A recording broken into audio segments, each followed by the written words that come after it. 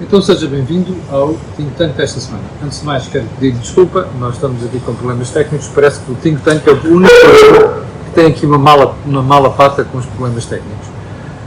Ora, o que é que temos para si esta semana? Aliás, antes de irmos aí, quero recordar que o Think Tank é um programa criado aqui no âmbito do canal A Cor do Dinheiro, com o Jorge Marrão e o Joaquim Aguiar, onde nós analisamos semanalmente a atualidade política e a atualidade económica.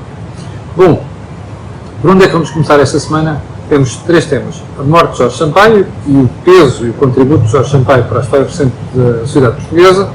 Temos a Comissão Europeia a começar a abrir as garras por causa do regresso da regra dos déficits excessivos, e temos também o início do desmame do Banco Central Europeu, que, com muita probabilidade, nos próximos meses vai começar a reduzir os estímulos à economia.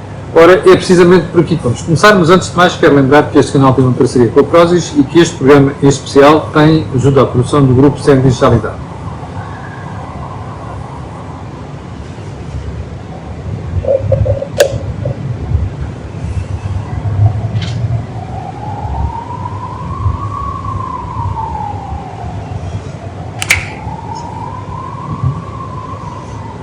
Estou a ver aqui.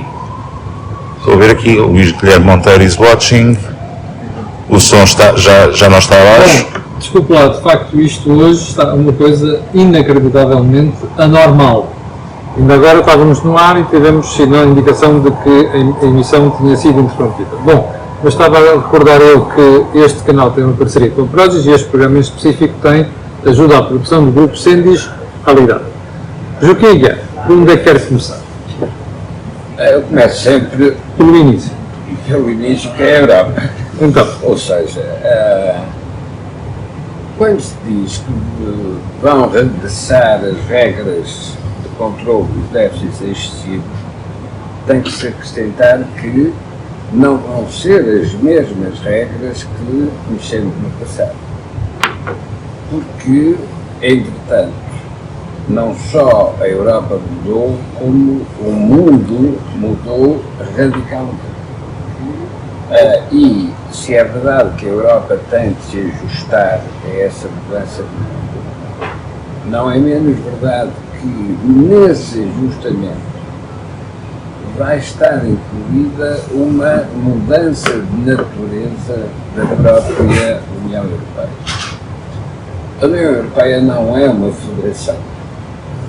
É um espaço multinacional, portanto, continua a ter entidades nacionais, entidades de cooperação, que se vai acentuar nos tempos imediatos, justamente por causa da alteração dos equilíbrios mundiais.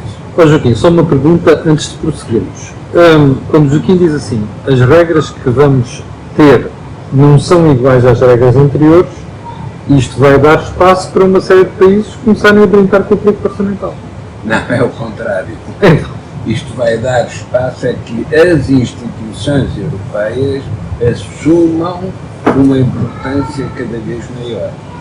E por isso é que eu comecei por dizer que a União Europeia não é uma federação, é um espaço multinacional. sim. Ora bom, se fosse federação, tinha instituições federais responsáveis por pensar e por impor a coordenação das políticas de cada um dos Estados-membros. Sim. Mas não tendo esse estatuto federal, também não tem as instituições do federalismo. E, portanto, continua a precisar das instituições nacionais. Se as instituições nacionais forem orientadas pelo princípio da soberania nacional, rapidamente a União Europeia se desagrega justamente porque perdeu o enquadramento geopolítico do confronto entre os Estados Unidos e a União Soviética, dentro do qual a União Europeia nasceu.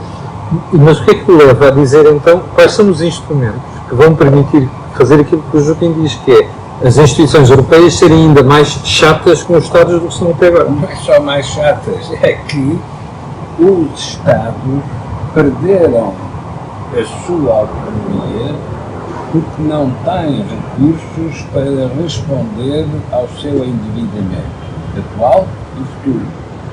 E, portanto, não podem reivindicar a autonomia soberana porque não têm recursos para sustentar essa afirmação.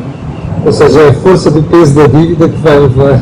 É sempre a força da realidade efetiva das coisas.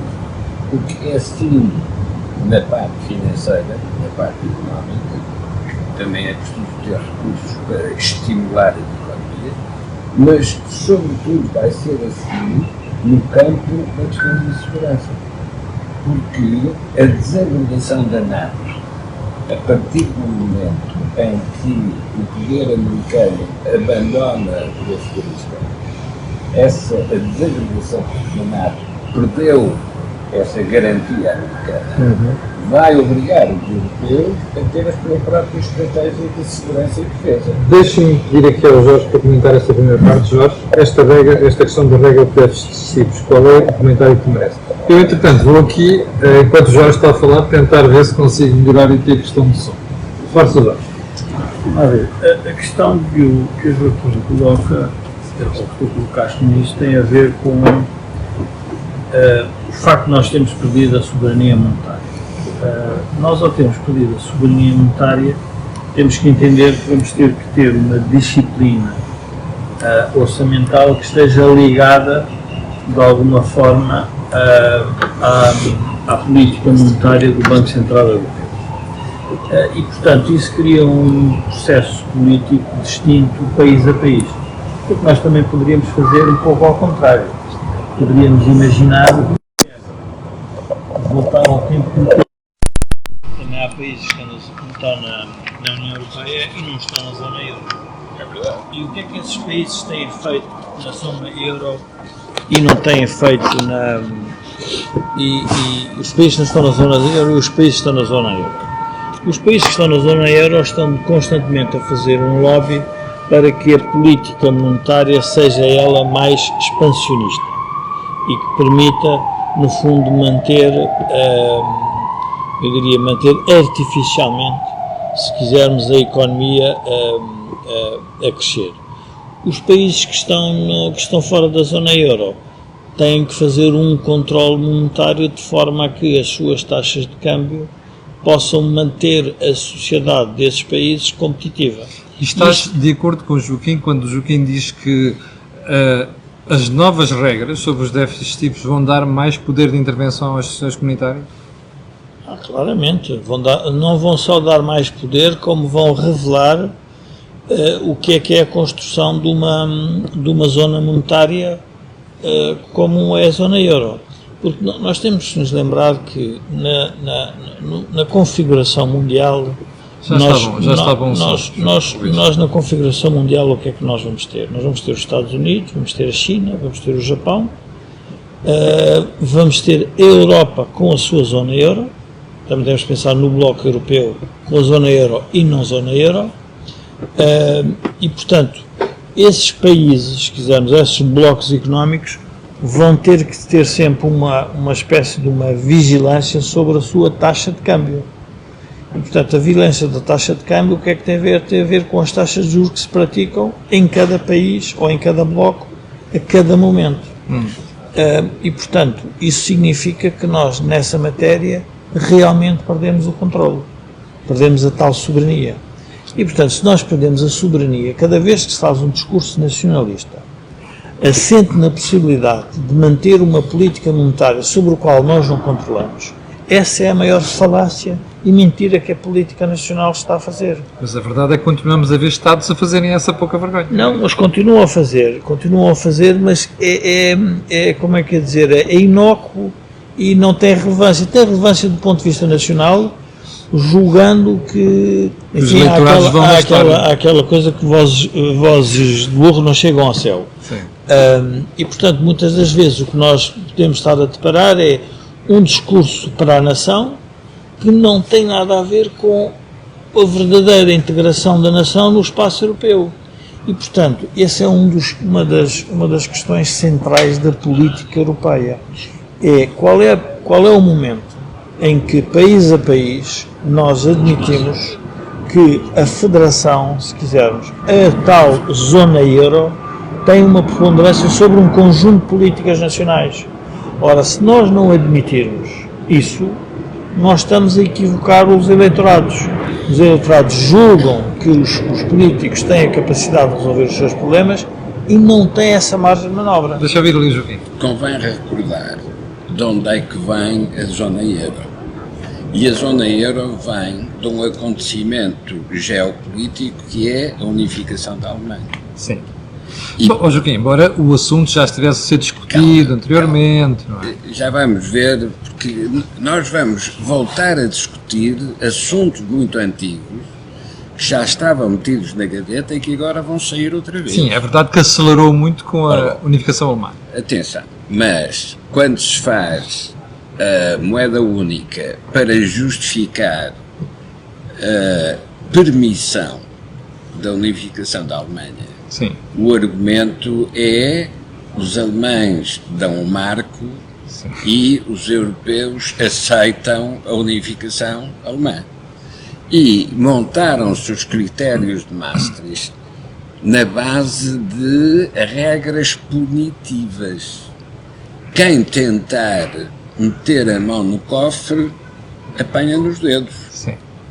Hoje, as novas regras que vão ser elaboradas para a nova fase, as novas regras dos déficits excessivos, já não serão pensadas do ponto de vista punitivo, mas sim do ponto de vista estratégico. E isso quer dizer o quê? Isto quer dizer que há uma entidade central na Europa. Hoje, quem tem esse papel é o Banco Central Europeu. Mas isso é na política monetária. Falta a política orçamental. Mas compra dívida, isto é, resolve problemas de déficits orçamentais acumulados. Tem as duas funções, tem a função do valor da moeda e da taxa de inflação, mas também tem a função de absorver o não estou endividamento. convencido que isso seja uma boa solução. E vou-lhe dizer porquê. Porque as vezes em que os bancos centrais andaram a fazer isso de forma estrutural, a coisa correu mal. Camilo, vamos lá ver se nós não saltamos fases para a frente, nem esquecemos fases para trás. Eu não estou a dizer que é isso que vai ser entregue ao Banco Central Europeu. Sim. Eu estou a dizer é que vai haver uma instituição europeia para gerir a questão dos déficits excessivos e só depois é que há penalizações. Antes de haver penalização, enquanto que no sistema anterior a penalização era imediata, não tinha acesso a fundos comunitários, Sim, era automática, sim. Nos critérios de Maastricht. Sim. Agora, esses critérios que vão ser usados por essa entidade reguladora têm como objetivo as estratégias de crescimento, ou também pode ter como objetivo as estratégias de controle da inflação. Ouça, o que o Joaquim está a dizer é que nós vamos ter um julgamento político sobre tudo isto Permanente, que vai ser feito pela Comissão Europeia, presumo eu. Por uma entidade da Comissão Europeia e também pelo Banco Central Europeu na questão monetária. Então agora já vai perceber a minha preocupação como cidadão. É que, tendo em conta o passado, o risco que a gente corre é, naquelas cimeiras europeias, a malta estar ali a entender-se para fazer cedências políticas em vez de se preocupar com as questões estruturais da economia. Mas o meu conselho para esse cidadão, seja português, espanhol... Ou dos frugais. Ou dos frugais, que já estão preocupados. Dos frugais, holandês, ou austríaco, finlandês, sueco. Finlandês. O meu conselho a cada um desses cidadãos é recordar que quando não tem proteção americana e tem expansionismo chinês, é a responsabilidade dos europeus preservarem a sua unidade. E isso significa uma subordinação voluntária àquilo que forem as determinações das entidades de coordenação. E porquê? Porque não vai ser possível recorrer a outras entidades extra-europeias para vir resolver os conflitos internos no espaço europeu. São os próprios europeus que têm de regular os seus desequilíbrios. Isto significa que tem que se entregar a entidades europeias o poder de influenciar cada um dos Estados-membros. Em contrapartida, cada um dos Estados-membros ou cada um dos cidadãos dos Estados-membros tem a obrigação de obedecer a essas orientações. Jorge, o que o Joaquim está a dizer, no fim de contas, é mais uma etapa no processo de centralização política na Europa. Centralização, não federação. Eu agora vou ser provocatório em relação ao Camilo e dizer-lhe o seguinte. Centralização política. Já sabem que eu sou muito respeitador dos bancos centrais. Não, vou ser provocatório, vou dizer, Camilo, eu julgo que tu ficaste parado no tempo. Sério, não. E porquê é que eu acho que ficaste parado no tempo? Se há uma coisa que a política entendeu à direita e à esquerda, é que a apresentação de déficit com dívida descontrolada significa a intervenção externa. Já aprenderam mesmo? Já aprenderam. É que eu pensava que tínhamos aprendido no princípio do século. E aprendeu o Partido Comunista e o Bloco de Esquerda. Não foi só o PS. O PS, o Partido Comunista e o Bloco de Esquerda engoliram as cativações todas que foram feitas. A grande diferença é que, vamos lá ver, conseguiram fazer essa gestão das contas públicas através do aumento dos impostos. Eu vou dar um exemplo paralelo. Ronald Reagan decide fazer uma descida brutal de impostos e gerou os maiores déficits que a América alguma vez teve. É verdade. E depois o Banco Central Europeu do Sr. Volcker subiu as taxas de juros até aos 18%. Não, e foi uma recessão profunda nos Estados Unidos. Pronto. E o que é que aconteceu a seguir? O que aconteceu foi que o mandato do democrata Clinton teve que ser a controlar as finanças públicas. Pronto. Portanto, há uma coisa que a política já aprendeu à esquerda e à direita, é viver na zona euro com déficits excessivos e dívida descontrolada tem uma intervenção.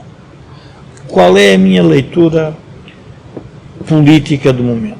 É que a pandemia vai servir para convencer que é necessário ajudas, vão haver ajudas adicionais, extraordinárias para o país, e o país não vai fazer reformas por causa da pandemia. O que é que eu quero dizer com isto? O que quero dizer é que se nós não tivéssemos a pandemia, não tínhamos a explicação para a intervenção mais do governo. Porquê?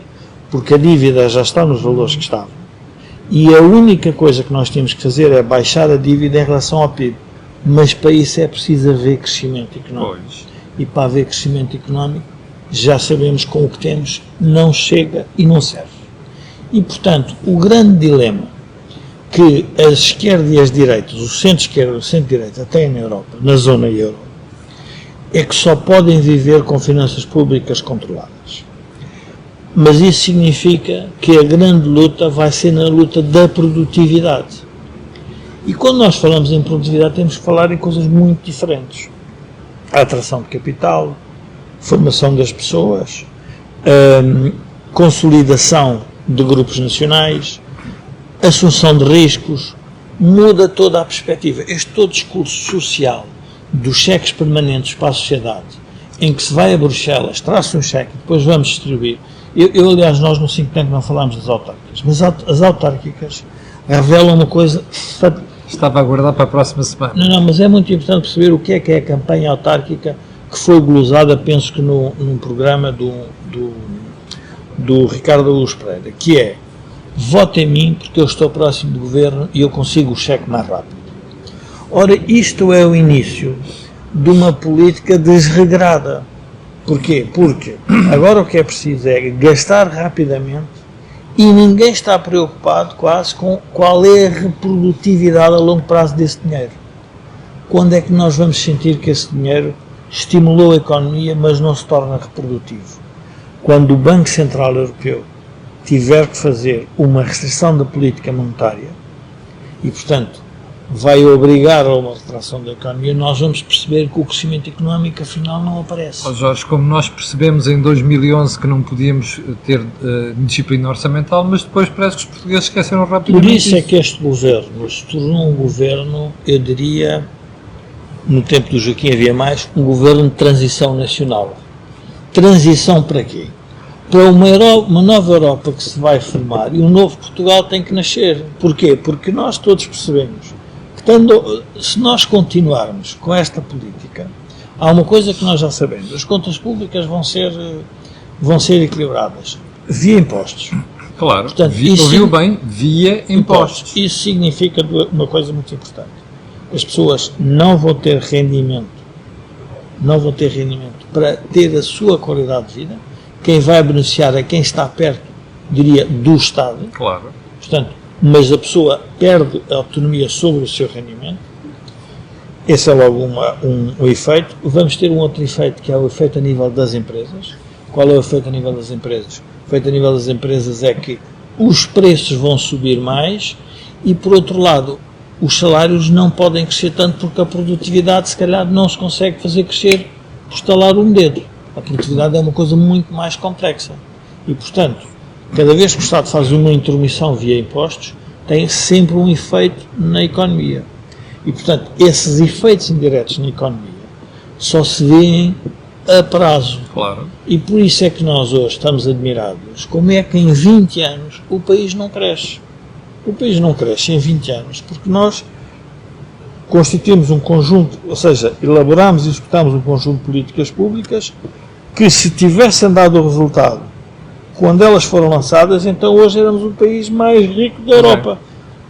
É uma coisa que nós também devíamos aprender. Mais dívida pública não gera mais crescimento, porque senão nós éramos dos países mais próximos da Europa. Mas eu aí não tenho a certeza, ao contrário do que tu dizes, de que o Bloco, o PCP e mesmo o PS estão a aprender. Mas, Camilo, quando eu digo aprenderam lição... Nem uma parte do PSD, quando mais isso. Mas aprenderam lição nesse sentido.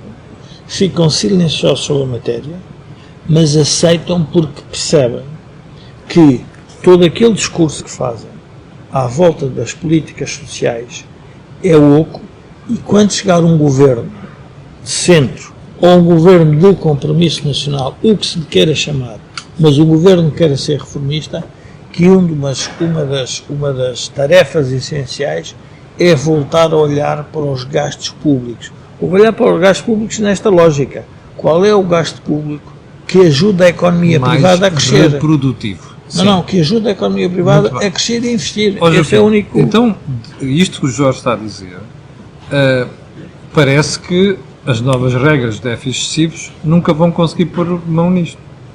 Porque nós estamos a ver é que o Estado vai gastar tranquilamente, como se não houvesse amanhã, de possível gastar a bazuca toda, e o que vai restar é que nós temos neste momento um crescimento de 0,5, 1, 2, mais nada do que isto. Camilo, vamos voltar a comparar o passado com o futuro. No passado da dívida da República, apareceu Salazar para acertar as contas e, porque não tinha outra concepção, impor a autoridade. Portanto, ditadura na política, ordem das contas na economia. Isso era a fórmula do passado. Porquê? Porque os reguladores automáticos eram a taxa de juros, a taxa de câmbio. Sim. Quando as economias se desequilibravam, apanhavam com a punição da subida dos juros e da desvalorização do câmbio. E a sociedade empobrecia e ajustava pelo empobrecimento. Sim. Os que criticaram os tempos da Troika, dizendo perdemos soberania porque a Troika impunha, esqueceram o que é que aconteceu nos anos 20, 30 e 40 do século XX, sem troika nenhuma, mas só com taxa de juros e taxa de câmbio. Esses eram os reguladores da altura. A troika, apesar de tudo, já é um progresso em relação a esses reguladores cegos. Seja aqui, mas como neste momento não temos esses reguladores, o único que sobra é o desemprego. Nós não podemos mexer na moeda. Não é só isso, é o desemprego e imigração. E é o não crescer. Isso é verdade. Isso é que é o ponto principal. Claro. Porque com estes estímulos de dívida, não crescer significa que não é atleta. Porque mete droga, não consegue correr. Porque, digamos, não é esse o problema. O problema é o músculo, não é a droga, é o músculo. E se não tiver músculo, a droga não serve para nada. Agora, se tiver músculo, um bocadinho de droga e de repente é um atleta olímpico. Ora, a estruturação futura da Europa vai ser como controlar os desequilíbrios sem perder as liberdades da democracia. Isso está a ser testado na Hungria. É verdade. Como vai ser testado quer nos frugais, quer nos despesistas. E a reconstrução ou a reconfiguração da Europa vai implicar que se resolvam essas questões, como vai implicar que se resolva a questão da imigração. Porque, atenção, os mouros vão reaparecer. E vão reaparecer na Europa. E nós que pensamos que tínhamos conquistado Portugal aos mouros, vamos de repente descobrir que eles estão por todo lado. Ora, se não houver uma política de imigração europeia, é a mesma coisa que não ter a moeda comum. Se não houver uma política de segurança e defesa europeia, é a mesma coisa que dizer que os Estados europeus estão indefesos. E isso significa que os imigrantes, que não são os do México com o Trump, são os imigrantes a entrar pelo sul da Europa sem possibilidade de correção. Por isso é que vai ser preciso um sistema de defesa europeu. Como vai ser preciso uma política de imigração europeia. Mas agora voltando à questão dos déficits excessivos. Espera aí. É que corrigir os desequilíbrios agora não é como no início do século XX. Não serve para nada a ditadura. Porque quanto mais tentar resolver por essa via do controle autoritário político, mais perde do ponto de vista competitivo. Joaquim, deixa-me... Eu e o Joaquim começámos em 2012, certo? Missão Crescimento. Sim. Em 2012, quando nós começámos a Missão Crescimento, nós tínhamos identificado as três dimensões que a Troika queria resolver. Que era um triângulo. Era um triângulo que era o déficit público, o déficit externo e o crescimento económico. Sim. O que é que a Troika resolveu? O déficit público e o déficit externo. Claro. Chegou cá e disse, meus senhores, é muito simples. Que é rápido, é fácil de fazer. É fácil de fazer. Que parecia uma impossibilidade, mas nunca conseguiu resolver o problema do crescimento económico. Porque é o problema das reformas estruturais. Agora, onde é que estes fundos são perigosos para esta dimensão do triângulo? Estes fundos da Europa são perigosos porque eles, na prática, vão consolidar um poder redistributivo na sociedade. Ou seja, o que eu quero dizer é o seguinte: as pessoas que vão depender mais do Estado vão querer cada vez mais intervenção do Estado. Mas já temos muitos dependentes do Estado. Bom, mas agora vamos receber mais fundos, coisa que não esperávamos, para fazer essa aproximação outra vez ao Estado. Porque vai aumentar o Estado. Ou seja, a teia que está à volta do Estado. E porque, vamos lá ver, o Estado, o Primeiro-Ministro disse uma coisa na entrevista, descobriu agora descobriu isso. Descobriu tarde, mas descobriu tarde não, eu acho que ele descobriu no momento certo. Quando ele diz assim, toda a despesa pública é receita privada. Que é verdade. Quando o Estado recebe o dinheiro de impostos, o que é que o Estado faz a seguir? Se der aos funcionários públicos, os funcionários públicos gastam o dinheiro onde? No restaurantes, na compra de carros, nas habitações, portanto, são as empresas privadas que beneficiam. É estímulo, sim. É o estímulo, certo? Se o Estado vai fazer uma estrada, quem é que vai beneficiar? As empresas de construção, todo um conjunto de pessoas. Portanto, cada vez que o Estado toma uma decisão a nível de investimento público ou de consumo, o que está a fazer é dar poder de compra outra vez. Agora, qual é o problema que isto tem? O problema que isto tem é que há um desfazamento entre os eleitorados que não beneficiam Exatamente. desta política pública e os eleitorados que beneficiam desta política pública. Vamos a um caso concreto, por exemplo, dos pensionistas. Qual é o partido político que vai explicar aos pensionistas que, a manter-se o regime atual de pensões e para manter as mesmas pensões, vai haver uma tributação crescente ou um maior endividamento do país? Não há nenhum partido político com coragem para fazer isso. Então o que é que vai acontecer? Fica o Estado prisioneiro de um eleitorado que ele próprio captura o Estado. E, portanto, eu diria que há aqui uma espécie de uma corrupção recíproca, ou uma captura recíproca. Corrupção não no sentido de criminalidade, comprar de criminalidade, mas há uma ligação entre o eleitorado e diz, bom, mas isto é a democracia, eu governo a favor de alguém. E, portanto, qual é o problema que nós deveríamos, qual é eu diria, a grande mudança que a sociedade devia fazer? Há uma solução para tudo isto, que é o mundo. Se nós exportássemos para o mundo, ou seja, se nós tivéssemos empresas para exportar para o mundo, que o mundo é de uma dimensão em relação à economia brutal, nós ultrapassávamos estes problemas todos. Tínhamos crescimento económico e tínhamos a capacidade de distribuir por todos os eleitorados. O problema é que tu tens todos os partidos a dizer, mas todos sem exceção, que essa capacidade exportadora e as empresas têm que ser sempre apoiadas, ou seja, mas que é um esforço do Estado. Mas aí vem a frase de Kissinger que é verdade. Um analista, como nós aqui, pode encontrar o ângulo para fazer a análise. O político tem que resolver o problema concreto. E qual é a grande diferença? E só a história é que vai valorizar ou desvalorizar os políticos. Aliás, o Tony Blair, eu estava a falar isso ontem com o Joaquim, o Tony Blair disse uma coisa num programa da CNN, do GPS, interessante, que é: nós temos problemas estruturais e temos políticos preocupados com as eleições. É verdade. Conjunturais. Pronto. E isso é um problema muito sério para a decisão política. A pergunta é como é que a democracia vai resolver estas incompatibilidades. Porque nós estamos a criar uma incompatibilidade entre o crescimento económico, os eleitorados e os partidos políticos. E, portanto, o que é que todos os agentes económicos estão a fazer? Deixa-me aproximar das políticas públicas para ver se beneficiamos.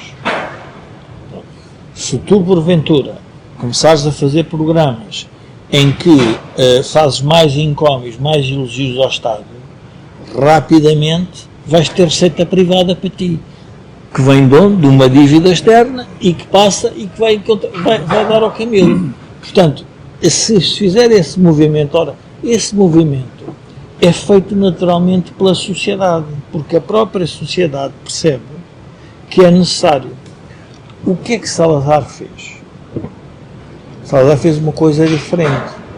Salazar olhou para as finanças públicas, para além de ter imposto uma rigidez brutal na despesa, o que fez foi uma regulação para criar o tecido económico, centrado em grupos económicos, obviamente, com condicionamento industrial, já sabemos, mas para fazer a criação de capital para que eles se dedicassem a fazer aquilo que o país fazia.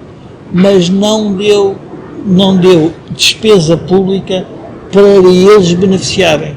O que lhes disse foi: não, vocês vão à sua vida, vocês precisamos disto, precisamos daquilo, precisamos daquilo outro.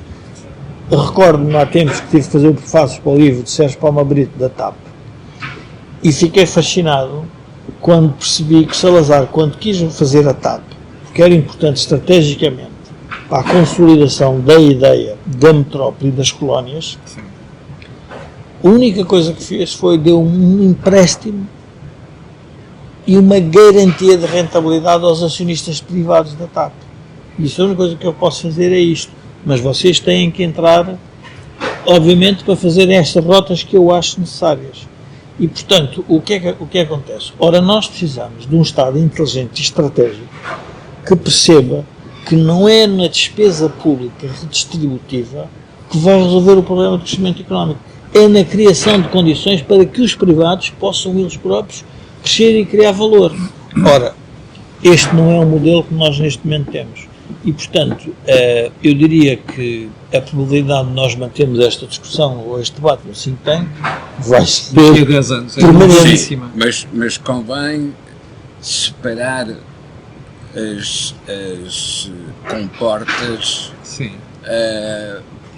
que nos canais por onde passam navios de grande porte é preciso ter comportas para ir enchendo a comporta seguinte para o navio poder passar.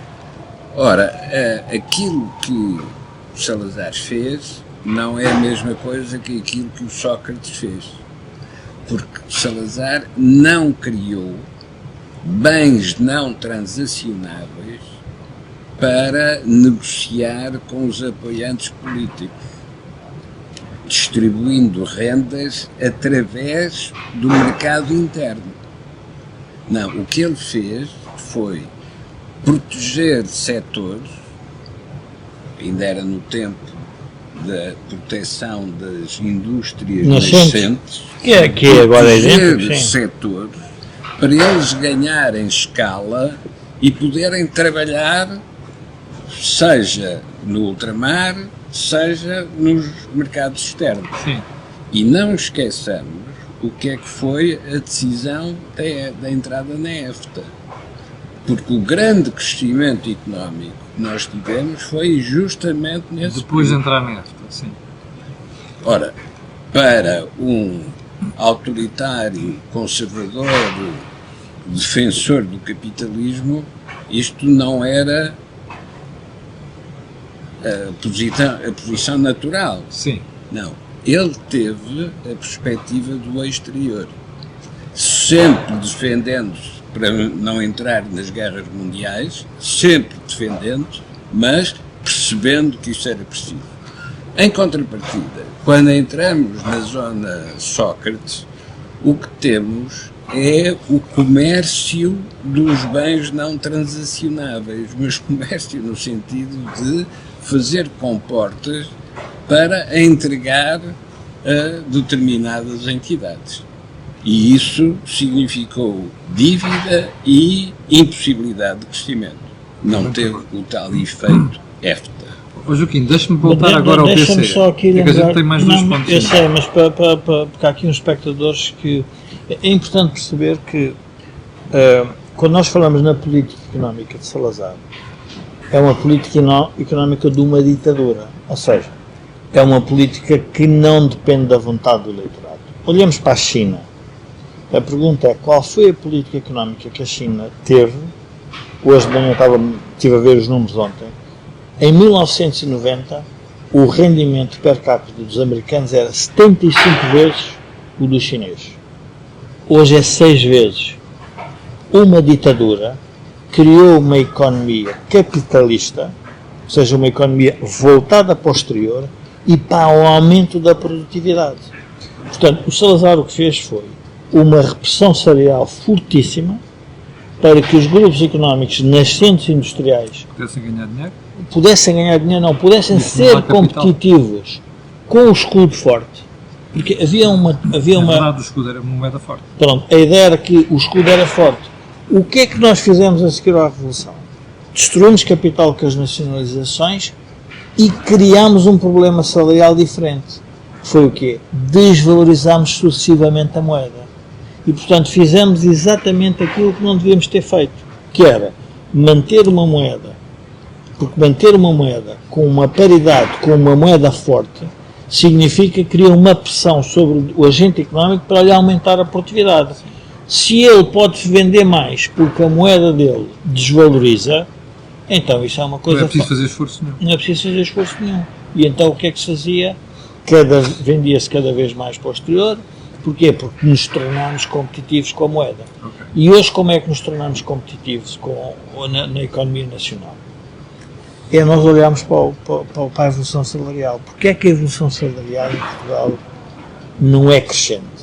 Não é crescente porque as empresas, como têm a disciplina da zona euro, não conseguem aumentar a produtividade porque têm uma regulação completamente distorcida. Portanto, defendem-se nos salários. Defendem-se nos salários. E, portanto, toda a gente está a ver isto. E a pergunta é, bom, mas os empresários, todos ao mesmo tempo não querem pagar salários altos? Deve haver alguns que não querem. É estranho. Não pode ser. Então significa o quê? Significa que o modelo de incentivos que nós introduzimos na sociedade é um modelo de incentivos perverso. Depois vamos ter sempre vamos lá ver. E é importante, eu gostava de salientar isto por uma razão. Porque nós tivemos um ex-ministro das Finanças que uma vez teve a ousadia de dizer que o país precisava de 6 meses sem democracia. Ora, isto é o reconhecimento implícito da incapacidade reformista das políticas dentro de uma democracia como ela hoje está a ser gerida. E, portanto, nós vamos ter que encontrar instituições que permitam, porque o problema do país o problema do país não é um problema de democracia, é um problema das instituições que que fazem o edifício da democracia, não estão a ser úteis para o crescimento económico. E esse é um problema que nós vamos ter que resolver. Bom, eu queria passar brevemente pelo BCE. Porquê? Porque nós estamos a falar de retirar dos déficits ativos, mas estamos também perante um aviso do BCE de que os biberões que andam a dar, ou então os shots na veia, vão começar a ser mais rarefeitos e um dia destes vão acabar. Ó Joaquim, isto vai reforçar a pressão sobre Portugal para ter mais controle sobre a despesa e a dívida pública. Vamos lá ver o que é isso do biberon do Banco Central Europeu. É compra de dívida. Sim. O que significa que no balanço do Banco Central Europeu estão títulos de riqueza do país que emitiu esses títulos. Isso significa que o Banco Central Europeu tem um instrumento particularmente poderoso em relação a esses países, que é esses títulos que estão no balanço do Banco Central Europeu. Sim. Podem ser incobráveis, isto é, são títulos de dívida, mas jamais o Estado que os emitiu os conseguirá pagar. Vão ficar lá permanentemente. Não. Mas o Banco Central Europeu, com a taxa de juros, pode tornar esses incobráveis uma fogueira. E de repente, uma coisa que para cada Estado diz, não, já meti isto no balanço do Banco Central Europeu, estou livre. Não está livre, porque o Banco Central Europeu ficou lá com os títulos. E em qualquer momento, se mudar a taxa de juros, é aplicado a esses títulos. E a dívida no país cresce de tal maneira que então sim, é impossível pagar. Ó Joaquim, mas a taxa de juros não é aquela do momento da emissão? Não. A taxa de juros aplica-se à dívida acumulada. O facto de ter sido comprado, é como as ações do Benfica e do... como é que ele se chama? Do Luís Vieira. Isso. Podem ser vendidas. Sim. Não tem valor.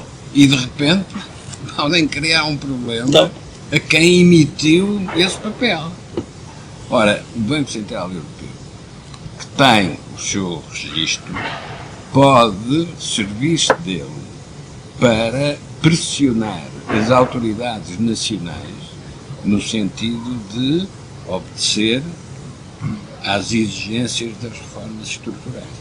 Portanto, se por um lado é preciso entidades de coordenação na escala europeia para distribuir os estímulos ao crescimento, também é preciso, na dimensão monetária, que o Banco Central Europeu utilize os títulos de dívida que comprou para explicar aos governos que emitiram esses títulos de dívida o que são as obrigações a que eles têm de responder. Ok. Isso significa que, sem pôr em causa a soberania de cada um dos Estados-membros, são criadas as plataformas de coordenação, onde, de forma voluntária, as autoridades nacionais se subordinam a essas instruções. Posso dar um exemplo para ilustrar aqui o tema do Joaquim? A pergunta é: porquê que a política decidiu criar bancos centrais independentes? Porque era uma matéria relevante demais para ser entregue a um político de forma que tem um ciclo eleitoral. Claro. A sociedade percebeu que a melhor coisa que poderia acontecer é: nós vamos dar um mandato a uma entidade independente para fazer a gestão desse dinheiro. Um exemplo em concreto: o Joaquim, que está de gravata, tem mais ar de Banco Central do que nós. O Joaquim é o banqueiro central. Eu emito dívida, eu sou o Estado. Pego nessa dívida e digo assim: pá, Joaquim, ninguém me compra a dívida no mercado, compra-me lá a dívida. O Joaquim compra a dívida e eu pego no dinheiro e entrego-te a ti. Diz: ó Camilo, vai lá fazer o que te apetece. Vai lá andar nos carros a fazer o... como é que é? O Deals on Wheels. O Deals on Wheels e não sei o quê. De repente o Joaquim acorda mal disposto, telefona-me e diz assim: olha, é só para te dizer que aquela dívida que eu especialmente descontei agora acabou, já não desconto mais, agora se faz favor, emites dívida para me pagar a anterior. E eu vou ao mercado e o mercado diz: não, epá, eu não consigo. Então chego ao pé do Camilo e digo: Camilo, tu ganhaste muito dinheiro com os Deals on Wheels, agora o que é que eu vou fazer? Agora vou-te tributar, ou tributo no teu rendimento ou no património que tu acumulaste. É onde tu quiseres. E é isso que pode acontecer. Ou seja, o que nós estamos a dizer é: há um senhor que é o Joaquim, que é o nosso banqueiro, que hoje estava bem disposto e, sim senhora, tomem lá, e como a taxa de inflação está baixa, tomem lá o dinheiro e façam lá o que vocês têm a fazer para ver se a economia cresce e começa a haver inflação normal de uma economia em crescimento. Quando de repente essa economia está nesse crescimento e a taxa de inflação está razoável, ele a única coisa que diz: olha, acabou-se a brincadeira da dívida. E portanto, a pergunta é: como é que nós, como país, que temos uma dívida de 130, mais a dívida corporativa, mais a dívida das famílias, não olhamos para este, ou seja, não absorvemos este problema como o problema central da sociedade portuguesa. E, portanto, nós falamos em cheques para distribuir e ninguém quer falar como é que resolvemos o problema da dívida. Porque isto é a mesma coisa que a responsabilidade de um pai em relação, não quero ser nem paternalista nem nada disso, mas a responsabilidade de um pai em que acumula dívida para que os filhos tenham boa qualidade de vida e depois não faz a pergunta: mas eles alguma vez vão capaz de pagar com o rendimento que geram? Não vão capaz de fazer. Bom, agora deixem-me passar para a terceira parte do programa. Qual é a terceira? Que tem a ver com Jorge Sampaio e o que ele representou para a democracia portuguesa e para a sociedade portuguesa. Eu tenho de Jorge Sampaio a melhor opinião do ponto de vista pessoal. E mesmo como presidente não tenho muita coisa para lhe apontar. Mas há uma dúvida que eu tenho. Se Jorge Sampaio, tal como toda uma série de políticos portugueses daquela geração, não fizeram o que vocês acabaram de dizer aqui. Chegámos a uma fase em que tivemos que desligar, primeiro destruímos capital, não é? Dos grupos portugueses. E depois criámos uma economia só de distribuição que não se preocupa em criar. Vamos lá ver, o Jorge Sampaio pertence a uma geração de transição entre um mundo europeu de Estados com alianças e dependências. Portugal era aliado dos ingleses para combater as invasões francesas, ou era aliado do Vaticano para justificar a legitimidade política de uma nação cristã, como os franceses também eram, e os italianos naturalmente, porque tinham lá o Papa. Mas essa geração fez a transição para a Europa comunitária. Sim. A Europa comunitária não esqueceu esta Europa das nações, mas não pôde antecipar o que é que ia ser a desordem no mundo quando os americanos entrassem em crise e os chineses entrassem em expansão. É verdade. Ora,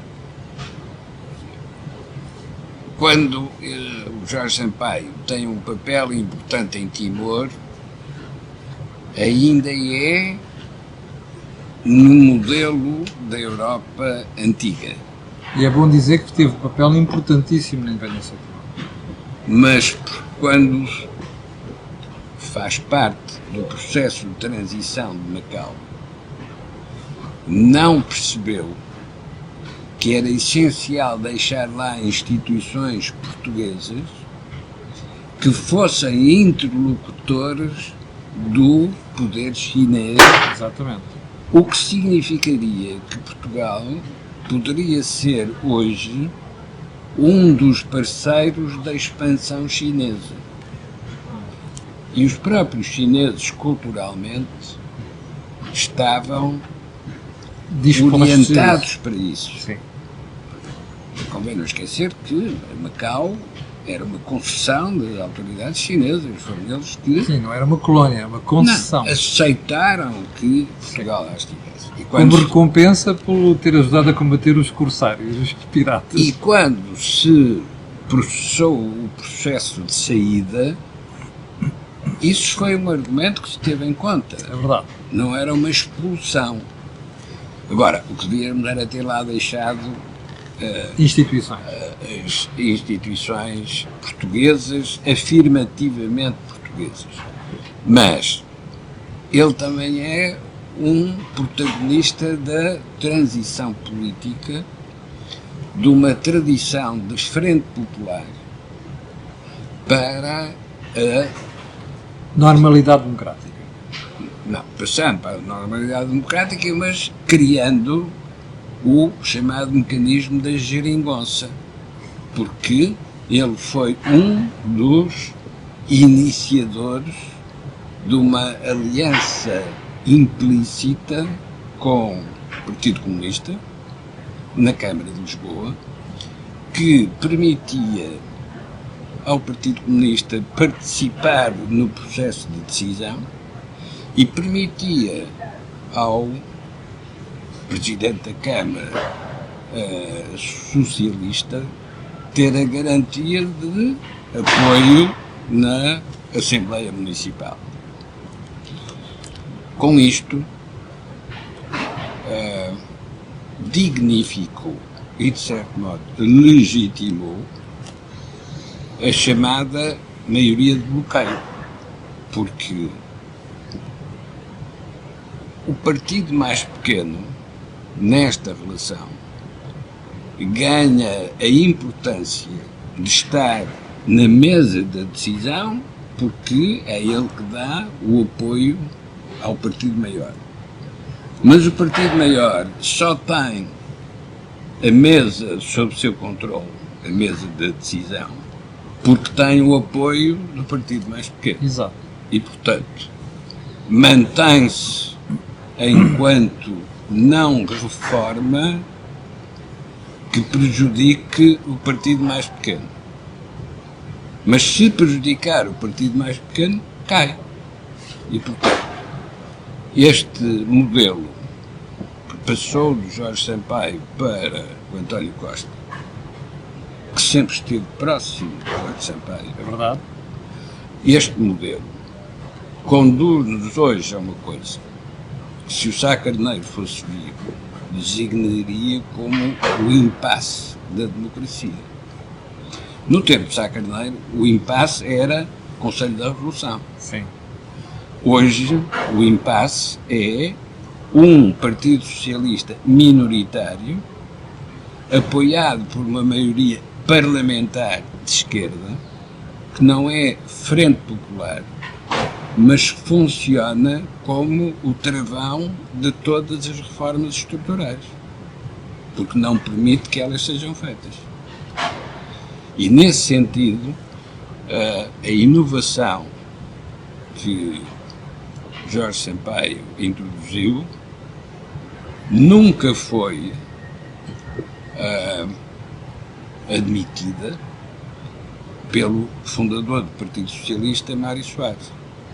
Porque quando lhe propuseram uma geringonça, antes de se chamar geringonça, foi na queda do primeiro governo minoritário do Cavaco Silva, quando apareceu o PRD, na altura o secretário-geral do Partido Socialista era Vítor Constâncio, e organizou uma maioria parlamentar de apoio a um possível governo socialista. O Soares não aceitou.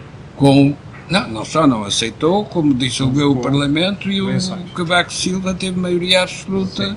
A primeira maioria absoluta decorre deste contexto.